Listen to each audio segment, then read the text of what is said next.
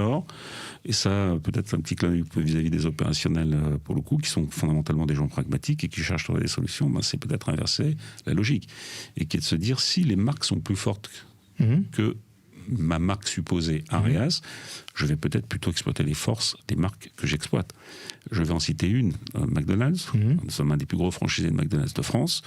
Je ne peux absolument pas concurrencer McDonald's en termes de force de frappe. McDonald's, c'est 90 000 recrutements par an, j'en fais 7 000. McDonald's est capable de financer les publicités à 20h30 sur TF1 le soir.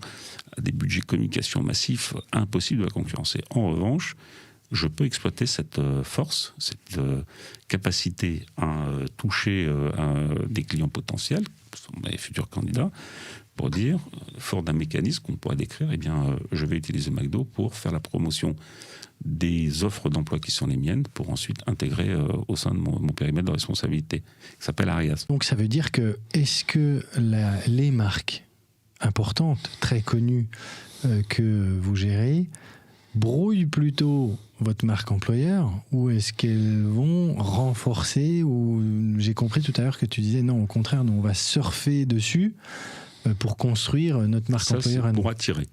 Ouais. Forcément. Quand tu n'es pas connu, du coup, tu as besoin d'être vu. Okay. Donc je vais utiliser cette puissance de marque pour attirer vers moi. Mais une fois que j'ai recruté, que le candidat devient un collaborateur d'Arias, c'est une autre logique qui s'amorce. C'est celle de l'intégration.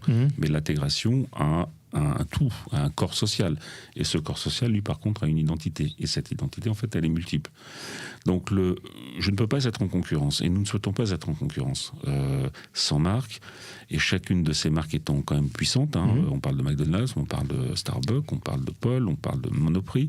Toutes ces marques sont très connues, en fait, du public qui elles-mêmes. Donc, nous ne pouvons pas, et nous ne voulons pas rentrer en compétition avec chacune de ces marques. Donc, c'est une combinaison, c'est un mix. Et en fait, moi j'ai une formule pour ça, c'est de faire des binationaux culturels pour chaque collaborateur qui rejoigne donc l'entreprise. Donc les cultures ne sont pas en compétition, elles coexistent, et si possible, elles s'enrichissent mutuellement.